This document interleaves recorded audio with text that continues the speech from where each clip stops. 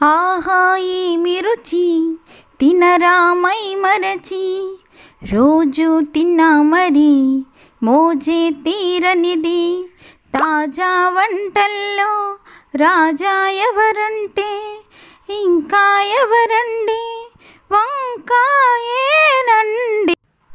ఏంటేంటి పాటలు పాడుతున్నాను అనుకుంటున్నారా? కాదండో, ఈ వంటే చేస్తున్నా, అక్కడికే వస్తున్నానండో. ఈరోజు మనందరికి ఎంతో ఇష్టమైన మన ఆంధ్ర గుత్తి వంకాయ. ఇప్పుడు మన గుత్తి వంకాయ కోసం మసాలా అనేది సిద్ధం చేసుకోవాలి. ఇప్పుడు స్టవ్ వెలిగించి కడాయి పెట్టి ఇందులో కొద్దిగా వేరుశనగపప్పు బాగా వేయించుకోవాలి. సిమ్లో పెట్టి వేయించుకుంటే వేరుశనగపప్పు బాగా వేగుతుంది. ఇందులోనే కొంచెం కొబ్బరి, 2 యాలకులు వేసి బాగా డ్రై రోస్ట్ అనేది చేసుకోవాలి. ఇలా డ్రై రోస్ట్ చేసుకున్న వీటిల్ని ఓ ప్లేట్లో వేసి పక్కనుంచుకుందాం. మళ్ళీ ఇందులోనే కొద్దిగా ధనియాలు, 1 ఎండుమిర్చి, 4-5 లవంగాలు, 1 చెక్క వించి వేసుకోవాలి.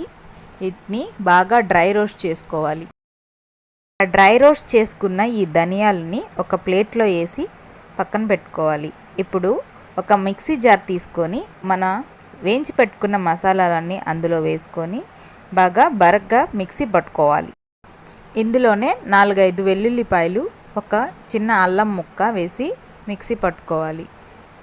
ఇందులోనే 1 స్పూన్ సాల్టు, 1 స్పూన్ కారం, 1/2 స్పూన్ పసుపు వేసి మిక్సీ పట్టుకొని పక్కనుంచుకోవాలి.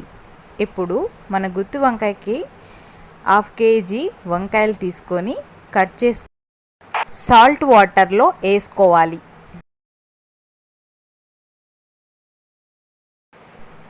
కట్ చేసి పెట్టుకున్న ఈ వంకాయల్లో మనం ముందుగా మిక్సీ వేసి పట్టుకున్న ఈ మసాలాని మొత్తం కొద్ది కొద్దిగా తీసుకొని వంకాయలు మొత్తానికి బాగా పట్టించాలి.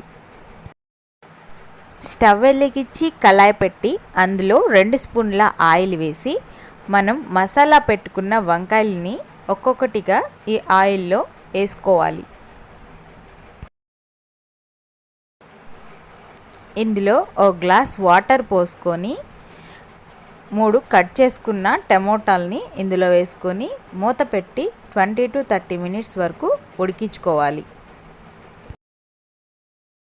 20 మినిట్స్ తర్వాత కొద్దిగా కొత్తిమీర చల్లుకొని మూత పెట్టి ఒక 5 మినిట్స్ వరకు కుక్ చేసుకోవాలి.